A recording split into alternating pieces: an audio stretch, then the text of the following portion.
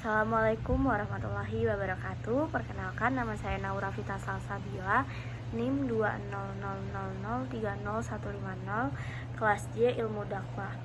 Nah, di sini saya akan mempresentasikan terkait tugas individu perkuliahan lapangan pertemuan 9 hingga 13. Nah, materi yang akan saya ambil pada ceramah saya kali ini adalah mengenai tempat mistis, yakni pabrik gula Gondang Winangun, Klaten. Nah, pabrik gula Winangun, Klaten ini terletak di Jalan Solo Jogja, tepatnya di Desa Gondang, Kecamatan Jogonalan, Kabupaten Klaten. Pabrik gula ini dinilai memiliki banyak misteri dan terkenal mistis di masyarakat. Nah, pabrik Gondang Winangun, Klaten ini dikenal angker lantaran dipercaya banyak dihuni oleh makhluk halus astral tak kasat mata yang menjadi penunggu pabrik gula Gondang tersendiri. Nah, kejadian mistis yang pernah terjadi itu seperti penampakan sosok pria berseragam Belanda, lalu ada noni-noni Belanda, sosok manusia dengan anggota badan tidak utuh, sosok yang tinggi besar hitam seperti genderuwo. Lalu ada pula kejadian-kejadian gaib lain yang sering dialami oleh masyarakat sekitar, yakni seperti terdengar suara-suara mesin dan pekerja di malam hari. Nah, mesin penggiling bergerak sendiri, lalu ada fenomena gaib lain yang terjadi di pabrik Gondang Winangun ini. Ada pula kejadian aneh, yakni seperti suara orang menangis, lalu suara orang minta tolong, suara orang merintih kesakitan, dan penampakan hantu yang memiliki wujud bermacam-macam bentuk. Nah, misteri pabrik gula Gondang Winangun, Klaten ini juga pernah diunggah di YouTube oleh channel Lidah Jawa pada 2 Juli tahun 2021. Nah, dalam narasinya, channel ini mengatakan bahwa Gondang Winangun, Klaten, pabrik gula ini sebagai pabrik gula terbesar di Pulau Jawa pada masa kolonial Belanda yang dahulu difungsikan sebagai pabrik gula dan kini mulai redup berganti dengan berbagai cerita misteri. Lalu mad'u pada ceramah yang akan saya sampaikan adalah tujuannya untuk muda-mudi. Nah, kenapa saya mengambil objek berupa muda-mudi? Karena untuk mengedukasi generasi milenial yang masih sering mempercayai tentang hal-hal mistis atau hal-hal gaib. Lalu media dakwah yang akan saya gunakan adalah berupa podcast, yakni berupa audio. Berikut materi dakwah yang akan saya sampaikan kepada muda-mudi tersebut terkait mitos atau hal mistis yang terjadi di Gondang Winangun, pabrik gula di Klaten ini. Assalamualaikum warahmatullahi wabarakatuh. Alhamdulillahirabbil alamin, wabihi nasta'in wala umurud dunyai waddin, wassalatu wassalamu ala asrofil anbiya'i wal mursalin wa ala alihi wa ashabihi ajmain, amma ba'du. Segala puji kita panjatkan kehadirat Allah Subhanahu wa Ta'ala atas segala nikmatnya yang telah diberikan kepada kita semua. Nikmat sehat, nikmat taufik, nikmat hidayah, inayah, dan nikmat yang paling besar adalah nikmat iman dan Islam. Salawat serta salam tak lupa kita tunjukkan kepada Nabi besar Muhammad Sallallahu Alaihi Wasallam. Nah, pada kesempatan ini saya akan menyampaikan ceramah tentang Muslim tapi kok percaya hal mistis. Nah, kepercayaan masyarakat terhadap roh-roh halus yang diyakini memiliki kekuatan yang sanggup membantu atau melindungi manusia terjadi sejak berabad-abad lamanya hingga saat ini.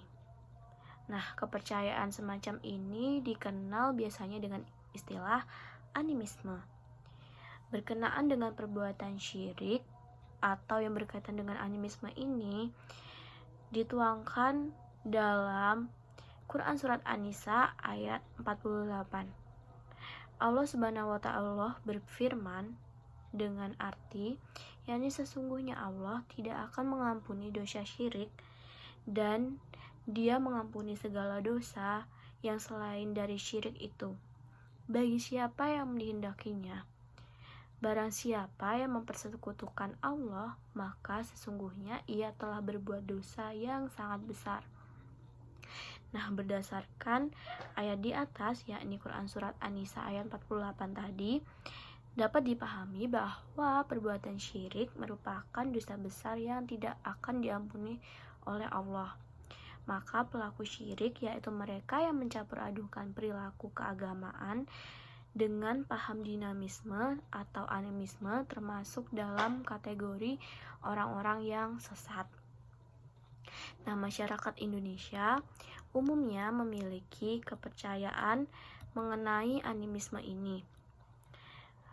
Nah, mereka memiliki kepercayaan bahwa jin-jin jahat atau makhluk halus yang menempati tempat seperti tempat angker, yakni di tengah hutan atau di rawa-rawa, di pohon-pohon besar, lalu di bangunan tua seperti pabrik Gundang Winaun Klaten tadi. Nah, tempat-tempat keramat ini menjadikan banyak orang-orang tersebut berusaha untuk memuja, mengharapkan keberkahan dan keselamatan melalui sesajen yang diberikan ke tempat tersebut. Padahal Kiai Haji Ahmad Dahlan dalam masanya sangat berupaya untuk memperbaiki peribatan dan akidah kaum muslimin. Kepercayaan mistis tadi misalnya datang ke kuburan agar kaya, lalu ke dukun untuk berobat, atau meminta keselamatan kepada roh tak kasat mata itu sudah terjadi sejak ketika Kiai Haji Ahmad Dahlan menyebarkan dakwah Islam di masyarakat Indonesia. Maka dari itu, kita saat ini sebagai generasi milenial harus saling mengingatkan kepada masyarakat agar kita berpedoman Islami kepada Al-Quran dan sunnah-sunnah yang telah diajarkan oleh Nabi pada hal-hal tertentu yang perinciannya diberikan oleh Allah Subhanahu wa Ta'ala dan Rasul-Nya. Nah, sesama muslim kita juga harus saling menyemangati supaya kita tetap mengingat Allah, bertakwa kepada Allah, dan mencintai Al-Quran serta sunnah-sunnah Nabi. Bidang akhlak akan menjadi perhatian karena akhlak-akhlak kaum muslimin itu harus sesuai dengan apa yang diinginkan Rasulullah, yakni berakhlakul harimah. Jadi perhatian kita bersama, yakni kita harus berperhatian terutama kepada zaman disrupsi ini. Demikian yang dapat saya sampaikan. Semoga ceramah ini dapat bermanfaat bagi kita semua dan kita harus memahami bahwa hal-hal mistik itu sebenarnya berdampingan, tetapi kita harus selalu mengingat kepada Allah bahwa kita harus percaya karena Allah Subhanahu wa Ta'ala itu esa atau satu. Demikian yang dapat saya sampaikan. Wassalamualaikum warahmatullahi wabarakatuh.